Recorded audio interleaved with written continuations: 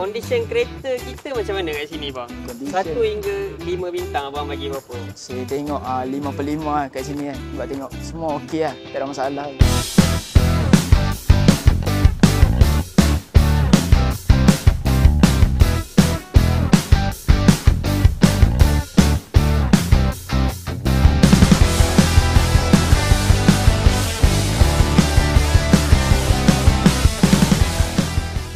Okay, Assalamualaikum, saya Don Idrus dari JB Auto World.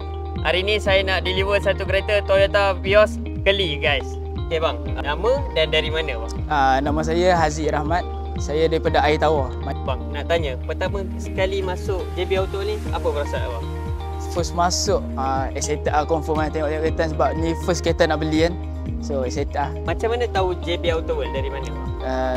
Scroll dekat TikTok lah, banyak dekat TikTok kan. Tengok rating pun tengok macam tinggi kan. Kenapa pilih JB Auto World daripada Yuskar-Yuskar yang lain? First, of course lah, rating tinggi kan. Tengok. Second, tengok dalam video pun, cara diorang review tu pun agak menarik perhatian kan. Condition kereta kita macam mana kat sini bang? Condition 1 hingga 5 bintang abang bagi berapa? saya tengok 5/5 lah kat sini kan. Sebab tengok semua okey lah, tak ada masalah kan.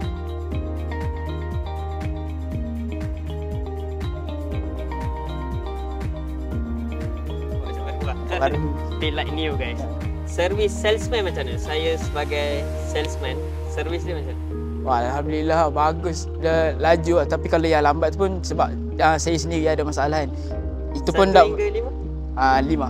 5. Itu pun sebab SA yang banyak tolong lah. Nak tanya, berkenaan urusan kita, cepat atau lambat bos? Alhamdulillah cepat. Ini cepat, tak expect lah secepat ini. Sebab customer ingat minggu depan. Tapi minggu ni kita dah keluarkan. Pernah dengar tak? Beli used car dapat 5 tahun waranti macam abang dapat sekarang ni? Setakat ni tak jumpa lagi 5 tahun. Kalau ada pun bawah tu lah 3 tahun, 2 tahun lah. Ini first 5 tahun lah. Tapi kalau sekarang ni lagi keempat kita tengah buat 10 tahun waranti guys. Nak tanya, apa beza JB Auto World dengan used car lain? Mesti abang pernah survey kedai lain juga kan? Macam mana condition kereta kita? Okey tak? Condition kereta. Macam sebelum ni saya ada survey juga kat tempat-tempat lain. Tengok saya cek luar dalam semua ada yang defect pun semua dalam kan. Saya macam agak ragu juga kan. Tapi bila tengok kat sini semua okey lah. Tak ada yang ada defect pun macam tinted sikit je lah. Itu je lah. Apa saranan dan cadangan abang dekat kawan-kawan lain? Contoh orang nak beli used car kan?